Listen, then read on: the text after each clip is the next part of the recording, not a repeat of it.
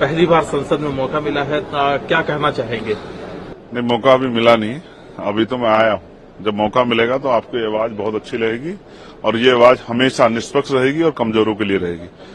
मैं उनकी आवाज हूं जिनको इंसान भी नहीं माना गया है, जिनको जानवर मान के उनको तमाम तरह सामाजिक आधार पर, आर्थिक आधार पर कुचला गया। मैं उनकी आवाज हूं और मैं विश्वास दिलाता हूं कि जब तक चंद्रशेखर पार्लियामेंट में है, हर जुल्म जाति के खिलाफ आवाज उठेगी और सरकारों से जवाब मांगा जाएगा, चाहे वो स्टेट की सरकार हो चाहे केंद्र की सरकार हो। जो भी सरकार संविधान के विरुद्ध में जाके आम जनता के विरुद्ध में कोई भी काम करेगी, उनसे जवाब मांगा जाएगा। और मैं स्पष्ट हूं कि हमें जिन लोगों ने भेजा है उन लोगों की आवाज उठाना हमारी जिम्मेदारी है, तो हम उसको पूर्ण रूप से निभाएंगे, चाहे वो नौजवान हो, चाहे किसान हो, महिलाएं हो या वंचित वर्ग का कोई भी तबका हो।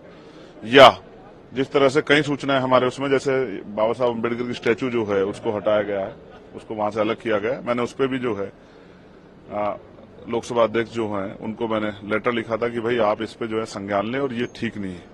तो मेरा पूरा प्रयास रहेगा कि जो भी यहाँ कानून बनेगा और वो कानून अगर उसमें कोई खामियां होगी तो हम लोग उसमें कोशिश करेंगे कि उसका विरोध दर्ज करा के उसमें सुधार कराएंगे, सरकार का ध्यान आकर्षित करें।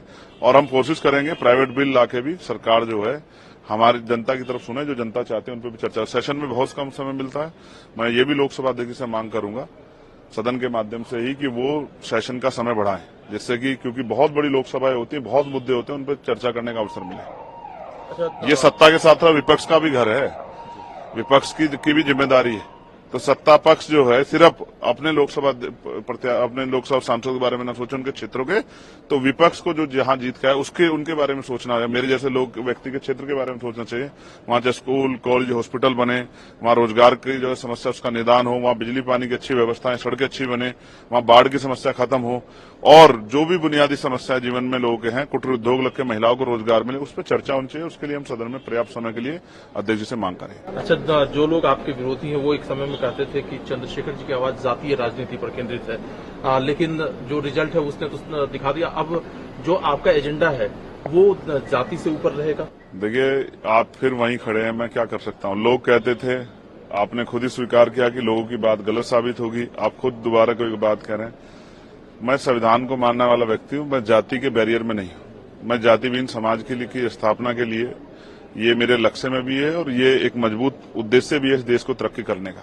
तो मैं फिर आपसे कह रहा हूं, मैं हर एक वंचित के साथ हूं, जिसके साथ कोई अन्याय होगा उनकी आवाज उठाएंगे और जो हाशिए पे है उनको बराबर खड़ा करने के लिए सामाजिक और आर्थिक रूप से हम लोग संघर्ष करेंगे। इसमें अगर जैसे आप कह रहे हैं कि जो कानून बनेगा अगर खामियां होंगी तो आप जरूर बोलेंगे, कुछ अगर ऐसे कदम उठाए जाए जो कि आपको लगेगा कि लोगों के हित में है तो आप सरकार के साथ। देखिए, मैंने सरकार की बात ही नहीं है ना, बात कानून की है। कानून अगर अच्छा होगा तो उसका कोई विरोध नहीं करेगा, और कानून अगर धर्म के आधार पे, जाति के आधार पे या आर्थिक आधार पे भेदभाव करेगा तो उसका विरोध होगा। संवैधानिक जो है मर्यादा में रहकर हम लोग उसका विरोध करेंगे और यहां भी करेंगे और सड़कों पे भी करेंगे। अगर कुछ भी गलत होगा, अगर कुछ अच्छा होगा उसकी समीक्षा होगी और जो अच्छा होगा उसका कोई विरोध नहीं करता है, लेकिन अगर कुछ गलत होगा तो उसका विरोध होगा।